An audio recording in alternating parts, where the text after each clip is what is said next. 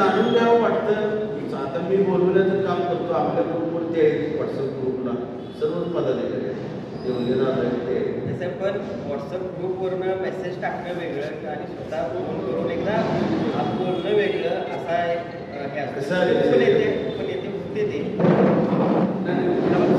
याला जोडूनच उपनेतेपद मोठं आहे. मग या निवड प्रक्रियेत मला त्यांच्या माणूस एका विशिष्ट टेन्समध्ये असतो.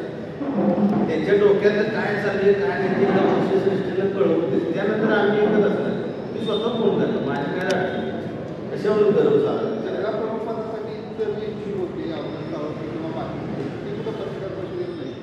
नाही ती मातोश्री भेटायला गेली संजय बाबा विराज पाटील आणि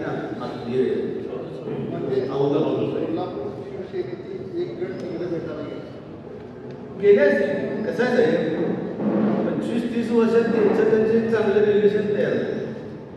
आता ही जी आहे त्यांचं मला फारसं जवळचं नातं नाही. त्यांचं शिवसेनेचे नातं तसं त्यांचं एक गट म्हणून तयार केलं. आम्ही तर गट म्हणून बसलो नाही. आम्ही तर पक्ष म्हणून बसलो. आपले बहुतांश जवळजवळ 90% परवाच्या संजय पवार कर्नाटकांच्या बैठकीला उपस्थित होते की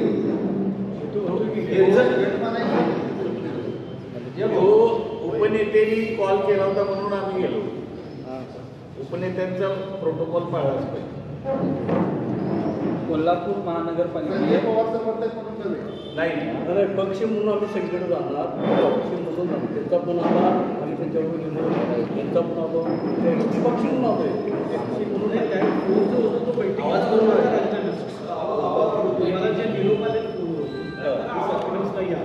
फक्त मिटिंग म्हणून सांगितलं विषय नव्हता. राजीनामा विषय नव्हता. कोल्हापूर महानगरपालिकेत 4 नगरसेवक होते. त्यातले 2 आता शिंदेच्या शिवसेनेत गेले. एक उपस्थित आहे. नियाज खान या बैठकीला सुद्धा दिसत नाही. नियाजबाईला फोन झाला नव्हता. काही परगावी गेला मला म्हणजे मी बाहेर गेलो. त्यांची काय अडचण मला जरा वाटत नाही.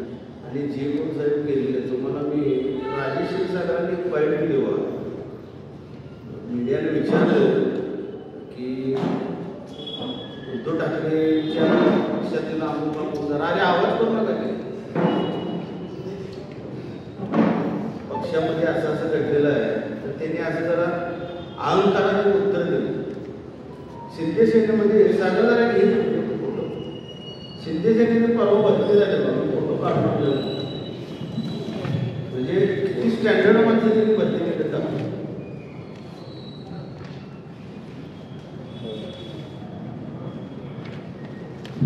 यामध्ये हे नाव घेत नाही काय. इकडची एक व्यक्ती आहे एक नंबर जरा एक नंबरचे दाखवून झाले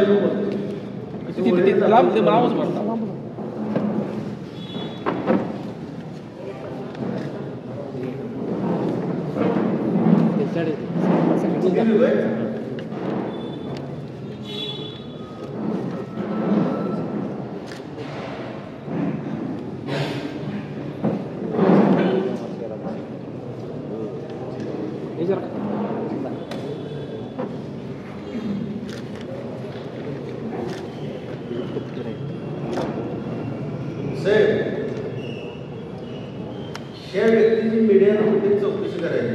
कळंब्यापासून सुबी जोशीनगरपर्यंत सुबी जोशीनगरपर्यंत या माणसासाठी जुगाराट आहे. दिवसाला लाख लाख रुपये इन्कम आहे त्यांचा. ते एकनाथ शिंदेच्या बरोबर आहे स्टेजवर उघडमध्ये. हा यांचा पक्षप्रवेश सुरू आहे. हा यांचा पक्षप्रवेश म्हणजे आणि तो इच्छुक मागच्या वेळी त्यांना इलेक्शन लढवलंय हरला तो व्यक्ती. आणि असा जर पक्ष हा आंबेडकरांचा गाव आला म्हणजे पालकमंत्र्यांचा तो पालकमंत्र्यांना जुगाराटा चालवणारा मटका घेणारा हा चालतो. आणि ते डायरेक्ट स्टेजवर मुख्यमंत्री आणि पालकमंत्र्यांच्या तो बरोबर आता स्टेजवर आहे. माझ्या आणखी मोठं आहे आणि ते बाईट्स वगैरे पण आहेत त्यांच्या स्टेजवर. सांगण्याचा मूळ मुद्दा काय की ही शिंदे सेनेची ही भरती म्हणजे गद्दार झाली हा पार्ट वेगळा, यांना कोण मिळणं झालीच आहे. आणि इथं काय घडामोडी काढली त्याला काय तर आम्ही दाखवतो त्याला बोलवून घ्या जा. माझी तर विनंती आहे, जी कोण जात असतील त्यांना भविष्यात हा पक्ष पण संपत आहे, हा पक्ष पण राहणार, भाजप मिळून करून करणार आहे आणि उघडमध्ये सांगतो. आणि ह्या माणसाने पालकमंत्री इन्क्वायरी लावतील का? माझ्या प्रश्नाचं पालकमंत्री उत्तर देतील का? अहो तुमच्यावर डायरेक्ट जुगार टावला.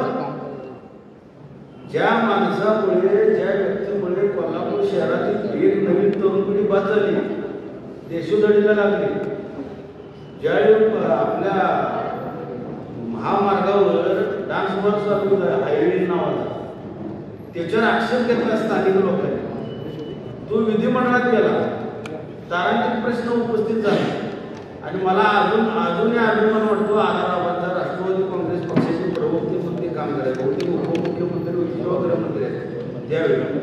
तर त्यांनी महाराष्ट्र राज्याने सगळे डान्स बार बंद करायला लावले, सगळे बंद्याने. तुमचं काय ऑर्केस्ट्रा वगैरे चालवलं असू दे, पण हे दिसता कामा नाही, अरेस्ट करा म्हणून सांगितलं. त्याला म्हणाले नेतृत्व.